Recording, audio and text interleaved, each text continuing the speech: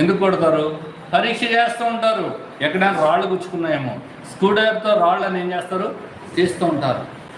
కొన్ని వస్తువులకి మనం ఇంత శ్రద్ధ చూపిస్తే మరి జీవితం విషయం ఏంటి?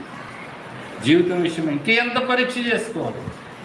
ఎంత పరీక్ష చేసుకున్నా తక్కువే. ప్రతి దినం ఏం చేయాలి?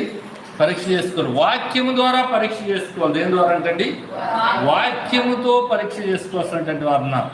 మరి ఇంతవరకు పరీక్ష చేసుకుంటూ అలాగున్నామో లేదో మనం చూసుకుని ఏం చేయాలి?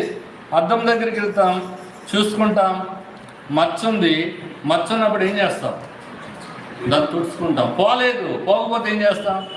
మరలా ఇంకా రుద్దుతూ ఉంటాం, ఇంకా రుద్దుకుంటాం, ఇంకోటి ఏదో పెడతాం. మొత్తం దాన్ని పోయేదాకా మనకేముండదు, మనశ్శాంతి అనేది. క్రైస్తవ జీవితం అంత విలువైనటువంటిదండి. క్రైస్తవ జీవితం ఎలాంటిది? అంత విలువైనటువంటి